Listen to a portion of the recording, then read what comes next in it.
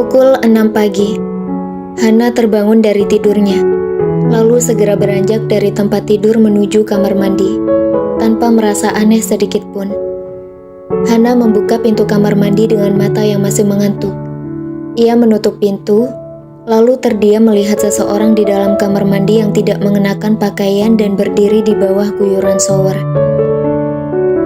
Hana terdiam menatap dari atas sampai bawah, dan sedikit terhenti pada sesuatu di sana. Brak. Hana segera keluar dari kamar mandi setelah berteriak cukup keras. Mungkin sudah membuat terkejut para pelayan yang tengah bekerja pagi ini. Hana mengatur nafasnya yang tidak beraturan setelah tanpa sengaja melihat suaminya tengah mandi di dalam. Bahkan ia melihat hal itu.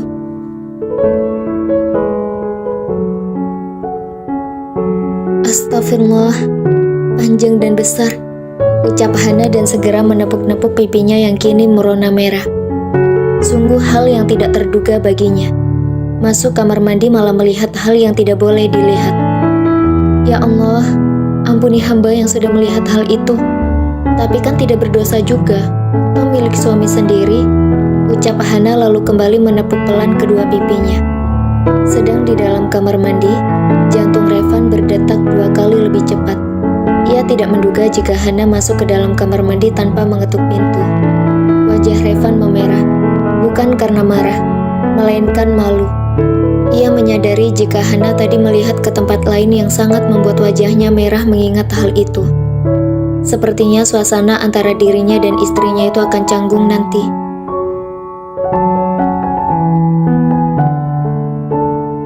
"12 menit kemudian, pintu kamar mandi terbuka, dan Revan berjalan keluar dari kamar mandi, sedikit ragu untuk menatap istrinya itu. Hana segera berlari masuk ke dalam kamar mandi, membuat Revan menghembuskan nafas lega. 10 menit kemudian, Revan dan Hana duduk di meja makan, sarapan bersama dengan Eyang. Wanita parubaya itu menatap Revan dan Hana bergantian, merasa ada yang janggal dari sepasang suami istri itu. Hana memakan sarapannya tanpa berniat untuk menoleh pada suaminya, karena takut jika akan mengingat hal yang terjadi beberapa saat yang lalu. "Oh iya, kalian tadi pagi kok teriak-teriak? Ada apa?" tanya Eyang penasaran dengan kedua orang itu, yang suaranya terdengar nyaring pagi ini.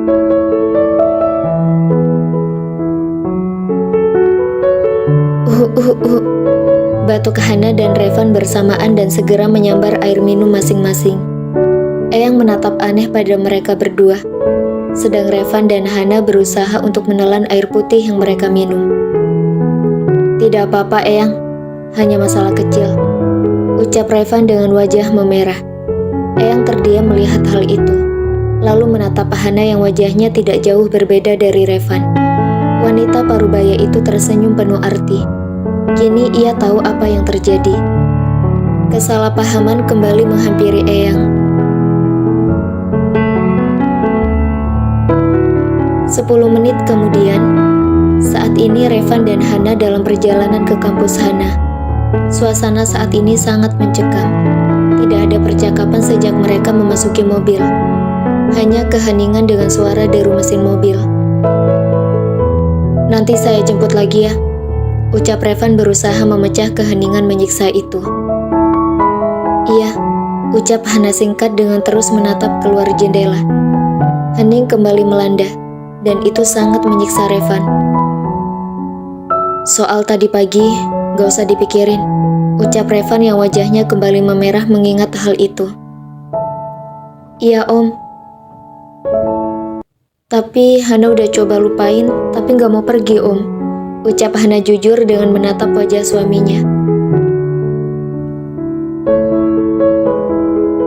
Revan terdiam sejenak, lalu menoleh sekilas pada istrinya dan kembali fokus pada jalan di depan.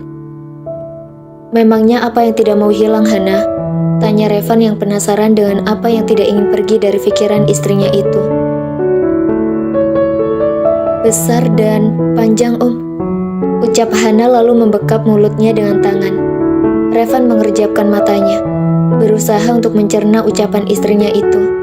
Saat Revan ingin berbicara, Hana sudah lebih dulu meraih tangannya dan menyalimnya, kemudian membuka pintu dan pergi, karena mobil sudah berhenti tepat di depan kampusnya. Revan terdiam melihat hal itu. Ia menyentuh keningnya dan tertawa kecil mengingat ucapan istrinya beberapa saat yang lalu. Besar dan panjang. Hahaha, astagfirullah, ucapnya beristighfar, lalu segera melajukan mobilnya meninggalkan tempat itu dengan senyum yang tak lepas dari bibirnya.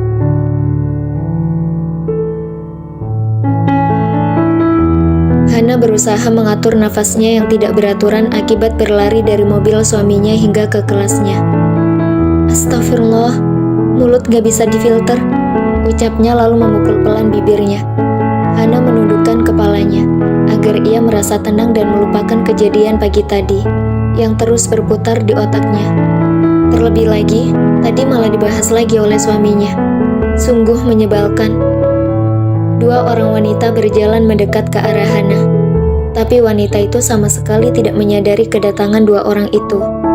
Dua wanita itu tersenyum jahil, lalu berjalan perlahan mendekat ke arah Hana dan sedetik kemudian, "Dor!" ucap mereka berdua bersamaan membuat Hana terkejut bukan main. Astagfirullah, astagfirullah, astagfirullah, ucapnya berulang-ulang dengan mengelus dadanya yang kembang kempis karena terkejut. Hana menatap kesal pada dua orang yang sudah mengagetkannya. Ingin sekali rasanya ia menjewer telinga dua sahabatnya itu.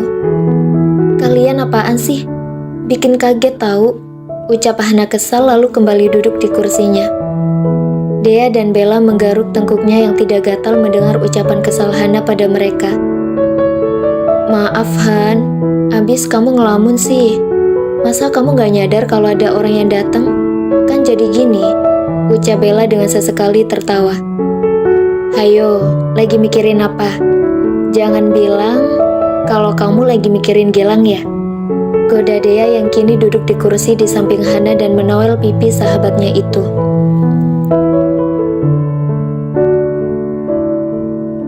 Hana terdiam mendengar ucapan Dea padanya. Gilang adalah kekasih Hana. Mereka sudah saling kenal sejak SMA, dan Gilang adalah senior Hana. Usia mereka hanya berbeda 2 tahun. Hubungan Hana dan Gilang berjalan kurang lebih sudah 3 tahun lamanya. Dan Gilang mengatakan akan melamar Hana saat kembali ke Indonesia. Karena saat ini, lelaki itu tengah mengambil S2-nya di Singapura. Tapi semua kini menjadi berantakan. Kepergian sang kakak yang lari karena tidak ingin menikah membuat Hana yang harus menggantikannya. Hana tidak sanggup jika harus membayangkan ekspresi seperti apa yang akan diperlihatkan oleh Gilang saat mengetahui jika dirinya sudah menikah. "Han, kamu baik-baik aja?" tanya Dea khawatir karena tiba-tiba saja Hana melamun dengan raut wajah yang sedih. "Ah iya, aku baik-baik saja," ucap Hana dengan tersenyum agar kedua sahabatnya tidak khawatir.